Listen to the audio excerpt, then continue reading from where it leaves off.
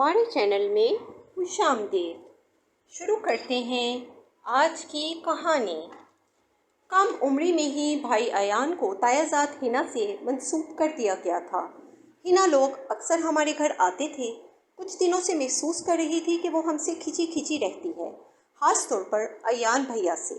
میں سوچنے لگی کیا خبر کہ وہ ان کو جیون ساتھی کی حیثیت سے پسند نہ کر رہی ہو اور بزرگوں کی وجہ سے مجبور ہو۔ جی چاہتا اس سے پوچھوں کہ تم کو میرے بھائی سے شادی پر اعتراض تو نہیں؟ ہم جب وہ سامنے آتی تو میری ہمت نہ پڑتی۔ وقت یوں ہی گزرتا رہا اور منگنی کا اعلان کر دیا گیا۔ بھیا بھی چاہتے تھے کہ منگنی سے پہلے ہنا کی مرضی پوچھیں، لیکن بڑوں نے ان کو موقع ہی نہ دیا اور دل ہی میں رہ گئی۔ منگنی کے 2 ماہ بعد والد صاحب کی طبیعت خراب ہو گئی۔ ان کو ہسپتال میں داخل کروا دیا گیا۔ ہنا اور اس کے گھر والے بھی عیادت کو آئے۔ ہم کو پریشان دیکھ کر وہ بھی پریشان ہو گئی۔ مجھ کو احساس ہوا کہ وہ ہم سے انسیت رکھتی ہے، کہ ہماری پریشانی پر پریشان ہو گئی ہے۔ والد صاحب ہسپتال سے گھر آ گئے۔ بھائی ایان تایا جی کے گھر کم کم جاتے تھے، یہ سوچ کر کہ کہیں ہنا یہ نہ سمجھے کہ مجھے دیکھنے روز روز آتے ہیں۔ وہ چاہتے تھے کہ ہنا اور ان کے رشتے کے بیچ کوئی ہلکا پن نہ ہو۔ ہمارے خالہ زاد بھائی اسرار ایان کے ہم عمر تھے۔ ایان بھائی سے ان کی بڑی دوستی تھی۔ ایک روز ہنا ہمارے گھر آئی ہوئی تھی۔ اسرار نے اس سے مذاق کیا۔ وہ ایک سنجیدہ مزاج کی لڑکی تھی۔ اسے اسرار بھائی کا مذاق اچھا نہ لگا۔ اس نے نہایت سرد مہری سے ان کو جواب دیا، جس پر اسرار کو اپنی بے عزتی محسوس ہوئی۔ وہ انتقامی طبیعت کے تھے۔ انہوں نے دل میں کدورت رکھی۔ کبھی امی سے اس کی برائیاں گنواتے تو کبھی مجھ سے کہتے کہ اس لڑکی میں کیا گن ہے۔ میری مانو تو والد سے کہو کہ اس رشتے پر نظر ثانی کریں۔ خاندان میں ایک سے ایک اچھی لڑکیاں موجود ہیں۔ یہی بات اس نے 2-4 بار ایان بھائی سے بھی کہی، لیکن ہم نے ان کی باتوں پر توجہ نہ دی۔ ہم نہیں جانتے تھے کہ ہنا کی ذرا سی بات کا انہوں نے اتنا اثر لیا ہے کہ اپنے دل میں کم پال لیا ہے۔ ایک روز ہنا ہمارے گھر آئی ہوئی تھی۔ اسرار نے اس سے مذاق کیا۔ وہ ایک سنجیدہ مزاج کی لڑکی تھی۔ اسے اسرار کا مذاق بالکل بھی اچھا نہ لگا۔ ایک روز ہنا آئی تو ایان بھائی اپنے کمرے میں کوئی مضمون لکھ رہے تھے۔ یہ مضمون ان کو اپنے دفتر کی کسی تقریب میں پڑھنا تھا۔ اس سے پوچھا، ایان تم کیا لکھ رہے ہو؟ بھائی نے بتایا کہ مضمون لکھ رہا ہوں۔ کہنے لگی، کیسا لکھا ہے میں بھی تو دیکھوں۔ بھائی نے پرچہ میز پر رکھا اور کہا کہ لو دیکھ لو۔ یہ کہہ کر وہ واش روم میں چلے گئے اور ہنا وہاں کھڑی کھڑی مضمون پڑھنے لگی۔ تبھی اس کو امی کی آواز آئی۔ اسرار قریب ہی ٹی وی لاؤنج میں بیٹھا چائے پی رہا تھا۔ اس نے ان کی ساری گفتگو سن لی تھی۔ وہ مضمون وہاں چھوڑ کر چلی گئی۔ بھائی واش روم سے نکلے تو تائی سے ملنے چلے آئے اور دیر تک وہاں بیٹھے باتیں کرتے رہے۔ موقع دیکھ کر اسرار نے بھائی کے کمرے سے مضمون اٹھایا اور اس کی جگہ اپنی طرف سے کوئی مضمون لکھ کر وہاں رکھ دیا۔ اتنے میں ہنا کمرے میں گئی، مضمون اٹھا کر پرس میں رکھا اور ایان بھائی سے کہا کہ میں اسے گھر پر پڑھ کر آپ کو شام کو واپس کروں گی۔ وہ بولے، لے جاؤ۔ شام کو ہنا نے مضمون واپس نہ کیا۔ اگلے روز ایان بھائی خود تایا کے گھر پہنچے تاکہ مضمون لے آئے۔ ایک روز بعد انہوں نے اس تحریر کو تقریب میں پڑھنا تھا اور ابھی اس کی نوک پلک بھی باقی تھی۔ وہ بڑے اعتماد سے گئے تھے، کیونکہ ہر لکھنے والے کو یہی یقین ہوتا ہے کہ اس کا لکھا ہوا بہت پسند کیا جائے گا۔ تاہم وہ اس سوچ میں بھی تھے کیا خبر میری تحریر میری منگیتر کو اچھی لگی کہ نہیں۔ جو ہی ان کا ہنا سے سامنا ہوا وہ بجھ کر رہ گئے، کیونکہ ہنا کے تیور بدلے ہوئے تھے۔ اس نے کچھ کہے سنے بغیر ہی مضمون کے پرزے کر کے ایان بھائی کے منہ پر دے مارے اور کہا، ایان آج تمہارا اصل روپ میرے سامنے آیا ہے۔ تم نے اتنی بےہودہ باتیں مجھے لکھی کہ میں سوچ بھی نہیں سکتی تھی۔ تمہاری سوچ اتنی گھٹیا بھی ہو سکتی ہے۔ آج کے بعد تم مجھ کو اپنی صورت مت دکھانا۔ بھیا کے دل سے ٹھنڈی آہ نکل گئی کہ کیا سوچ کر وہ اپنے منگیتر کے گھر گئے اور آگے سے کیا ہوا۔ ہنا سامنے سے چلی گئی تو انہوں نے کاغذ کے ٹکڑوں کو سمیٹا اور گھر آ گئے۔ گھر آ کر بڑی محنت سے کاغذ کو جوڑا تو یہ دیکھ کر دنگ رہ گئے کہ یہ تحریر ان کی نہیں تھی بلکہ کسی اور کی تھی، اور اس میں ایسی بےہودہ باتیں لکھی تھی کہ وہ مرد ہو کر شرم سے پانی پانی ہو گئے۔ وہ سمجھ گئے کہ یہ کس کا کارنامہ ہے۔ یہ اسرار کی حرکت تھی، جو کافی دنوں سے ہنا سے خار کھائے ہوئے تھا اور انتقام کی سوچ رہا تھا۔ ذرا سی بات کو لے کر دل میں ایسی گرہ ڈالی کہ ان کے پاکیزہ رشتے کو تباہ و برباد کر کے رکھ دیا۔ ہنا کے دل میں اپنے منگیتر کی جو عزت تھی وہ خاک میں مل گئی۔ ان کی محبت کو تمہیں نہس تہس کر کے جانے میرے اس بے وقوف خالہ زاد بھائی کو کیا ملا؟ मेरे भाई को तो इस कदर गम हुआ कि उन्होंने अपनी ज़िंदगी को ख़त्म करने का फ़ैसला किया और कुछ उल्टी सीधी गोलियां खाकर लेट गए। खुदा की कुदरत की गोलियां खाने के बाद उनका जी मतलाया तो पानी का गिलास भरकर पी लिया। पानी पीते ही खांसी इतनी शदीद हुई कि जो कुछ थोड़ी देर पहले निकला और पिया था सभी कह के ज़रिए निकल गया और गोलियां भी निकल गईं। यूं अजहुद मैदा वॉश हो गया और वो बच गए। ताहम जिस दिन से हिना ने इनकार किया था उनकी आधी जान तो निकली हुई थी। उन्होंने खाना पीना छोड़ दिया जिससे वो बहुत कमज़ोर हो गए। अब्बा जान शादी की तारीख मांग रहे थे और ताया परेशान थे कि इन्हें क्या जवाब दें, क्योंकि अब ताई नहीं मान रही थी, क्योंकि हिना ने उनसे कह दिया था कि अगर आप लोगों ने मेरी शादी आयान से की तो मैं जहर खा लूँगी। उसे मनाते सब हार गए और मंगनी ख़त्म करने का ऐलान करना पड़ा।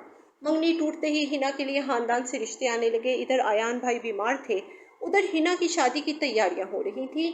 जब मेहंदी उसके हाथ पर अपना रंग जमा रही थी मेरे भाई की ज़िंदगी से रंग उतरने वाले थे। उनका मर्ज बिगड़ जाने से डॉक्टर परेशान थे। वो खा सकते थे और ना पी सकते थे। उनका बचना मुश्किल नज़र आ रहा था। वो हर लम्हा हिना को याद करते और मगमूम हो जाते। मैंने हिना को समझाने की बहुत कोशिश की। ये इसरार की साजिश थी, इसका कमीनापन था। वो कीना परवर तुमसे बदला लेना चाहता था, लेकिन इस लड़की ने मेरी एक न सुनी। शायद वो मुझे झूठा समझती थी। अफसोस की बात कि इसके इल्म में सिर्फ मुझे था या भाई अयान को। उन्होंने इसको अपना मजमून पढ़ने को दिया। जो जुर्म मेरे भैया ने नहीं किया था इसका एहसास इसको जीने नहीं देता था। वो कड़ा वक्त था, गुजर गया, लेकिन एक तूफान की मानिंद अपने निशान छोड़ गया। इसके बाद अयान भाई में बहुत तब्दीली आ गई। उन्होंने ज़िंदगी को मनफी अंदाज से देखना शुरू किया। इनकी सोच के धारे मर गए। अब वो लड़कों की सोबत में उठने बैठने लगे जो पढ़ते लिखते ना थे और ना कोई काम करते थे। बस मोहल्ले के चौक में पड़े तख्त पर बैठकर चौकड़ियाँ खेलते या सिगरेट चर्स पीते। अयान भाई के अंदर का खालीपन इनको सताने लगा था। इनकी बर्बादी का दौर शुरू हो चुका था। उन्होंने गलत सोसाइटी में उठना बैठना शुरू किया जिसके बाइस मोहल्ले में बदनाम होने लगे। हालांकि उन्होंने ना तो कभी किसी तरह का बुरा काम किया और ना कभी किसी लड़के को बुरी नज़र से देखा। किसी की बहन बेटी की ज़िंदगी को बर्बाद करने का तो सवाल ही ना था। बस हिना के गम में बुरे लड़कों की सोबत में उठने बैठने लगे कि एक अच्छी लड़की ने उनको बुराई की दलदल में उतर जाने से कभी ही बचा लिया। ये लड़की शकीला थी। हुआ यूं कि एक दिन वो घर से निकले तो सामने एक दोस्त मिल गया। अयान भाई इसके साथ गली में खड़े बातें कर रहे थे कि शकीला को देखकर भाई के दोस्त ने कुछ गलत बात की और ठंडी आह पड़ी जो मेरे भाई को बहुत नागवार गुजरी।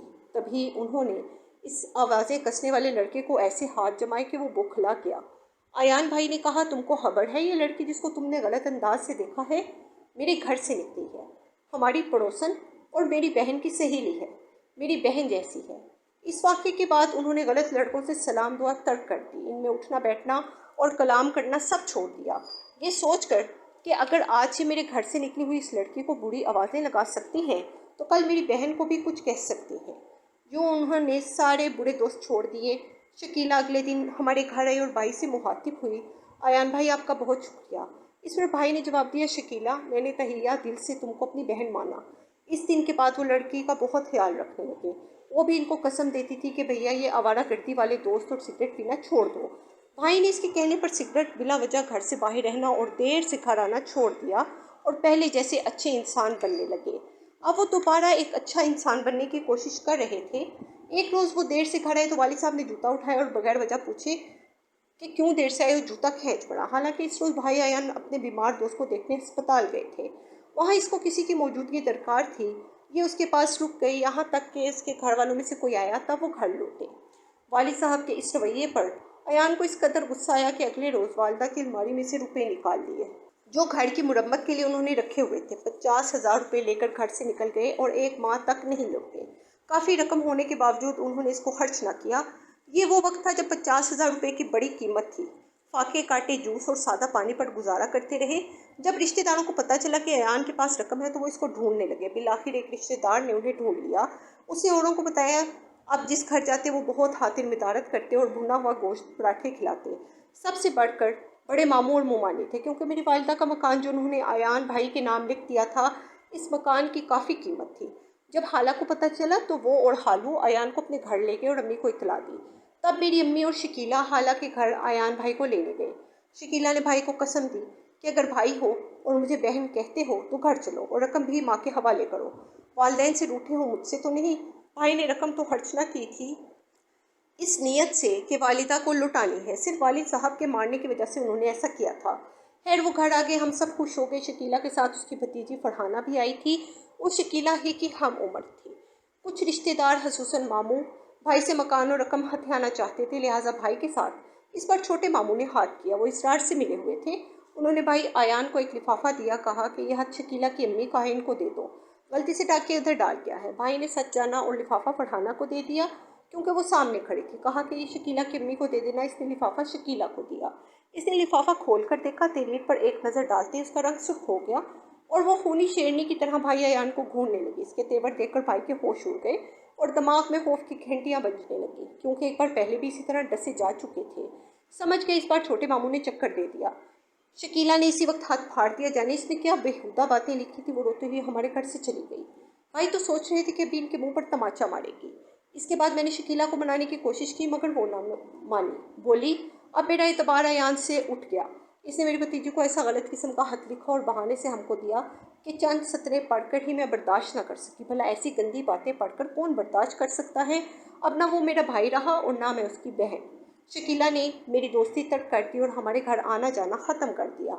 आयान भाई को इस बात का बहुत कलक हुआ कि सख्ते में रह गए। पहले खाला के बेटे ने और फिर मामू ने इसका सुकून लूटा। ऐसा तो कोई सोच भी नहीं सकता कि पैसों की लालच में अपने करीबी अजीज़ ऐसा करेंगे। इनके वार ऐसे थे कि शकीला जैसी बहन को खोया और अपनी मंगेतर को भी। हिना शादी के बाद अपने घर में खुश है, मगर मेरा भाई बेचारा तो बर्बाद हुआ और शकीला भी हमसे नफरत करने लगी।